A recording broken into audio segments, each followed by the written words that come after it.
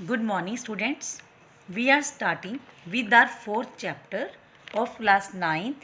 तुम कब जाओगे अतिथि फ्रॉम स्पर्श पाठ्य पुस्तक।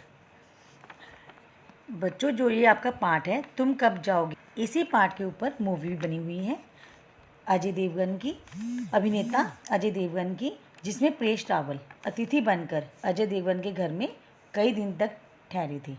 शायद आप सबने देखी भी हो और इसीलिए ये पाठ आपको आसानी से समझ आ जाएगा। इस पाठ के जो लेखक हैं वो शरद जोशी जी हैं। आइए हम थोड़ा सा शरद जोशी जी के बारे में जान लेते हैं।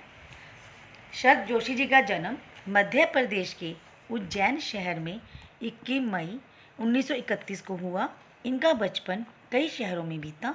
कुछ समय तक यह सरकारी नौकरी में रहे, फिर इन्होंने लेखन को ही आजीविका के रूप में अपना लिया। शुरू में इन्होंने कुछ कहानियाँ लिखी। शरद जोशी जी की भाषा अत्यंत सरल और सहज है। इस पाठ में लेखक ने उन लोगों पर करारी चोट की है जो किसी घर में आकर डेरा डालकर काफ़ी दिनों तक रहते हैं और जाने का नाम भी नहीं लेते। लेखक के साथ भी ऐसा ही हुआ। उसके घर में भी एक मेहमान आता है जो 4 दिनों तक टिका रहता है और जाने का नाम नहीं लेता। बच्चों, जब कोई भी व्यक्ति या मेहमान बनकर किसी घर में आता है तो काफ़ी सारी फॉर्मेलिटीज़ करनी पड़ती है, ये आपको ही पता है। और उसके ऊपर काफ़ी ध्यान देना पड़ता है, उसकी आवभगत करनी पड़ती है, जिस पर मेज़बान यानी होस्ट का बहुत ज़्यादा पैसा खर्च हो जाता है। तो लेखक के साथ भी ऐसा ही हुआ। लेखक परेशान हो जाता है। मेहमान के सामने ही वह कैलेंडर की तारीखें बदलना शुरू कर देता है ताकि मेहमान को एहसास हो कि अब उसे जाना चाहिए। पर वो जो अतिथि है, मेहमान है, वो जाने का नाम ही नहीं लेता।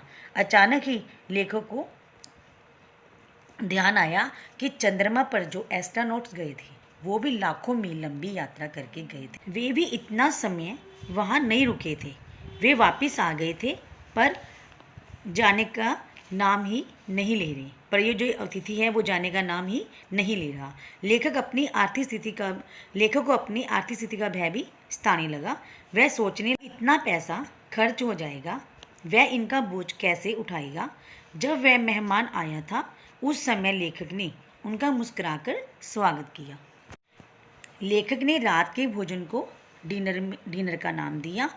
भाव यह है कि उसने मेहमान के लिए 2 सब्जियां बनवाई, रायता बनवाया और एक मीठी चीज़ भी बनवाई, जैसे कि हम सभी करते हैं मेहमान के स्वागत पर। दोपहर के भोजन को लंच का नाम दिया और उन्हें सिनेमा दिखाने भी ले गया। मीन्स मेहमान की उसने बहुत ज़्यादा आवभगत की। इतना सब करने के बाद लेखक सोच रहा था कि वो अब चला जाएगा। वो मेहमान नवाजी करके थक गया था। कौन? लेखक।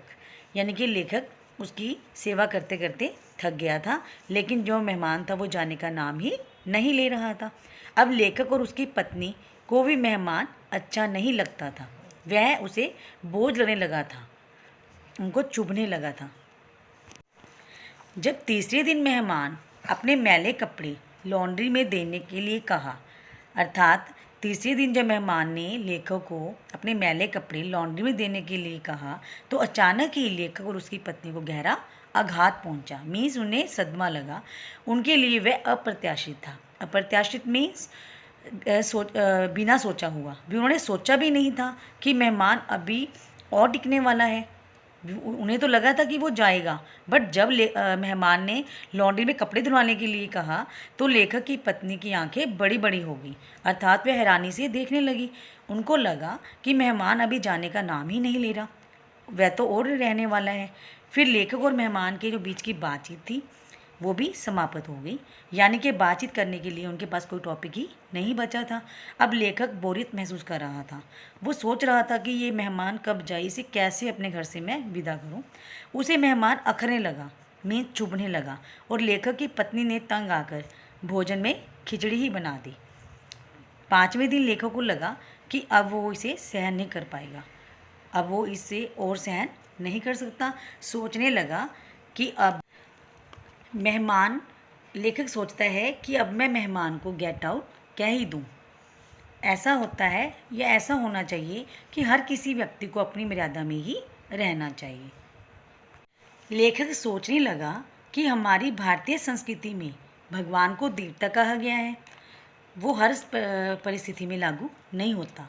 देवता हम तभी कहेंगे मेहमान को जब वो आए और दर्शन देकर कुछ देर रुके और चलता बने। मेहमान ऐसा नहीं करता तो वह कई दिनों तक बोझ बना रहता है, तो वह देवता से राक्षस का रूप ले लेता है। अर्थात अगर 2-3 दिन रुकता है तो वह मनुष्य का रूप लेता है, अगर उससे भी ज़्यादा देर रुकता है तो वह राक्षस का रूप ले लेता है। इस पाठ में लेखक ने यह संदेश भी दिया है कि हमें किसी के घर जाकर ज़्यादा दिन नहीं रुकना चाहिए, अपना काम करते ही अपनी राह पकड़ लेनी चाहिए।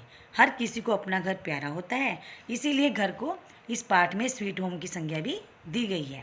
इसीलिए मेहमान को भी अपनी मर्यादा में ही रहना चाहिए। धन्यवाद।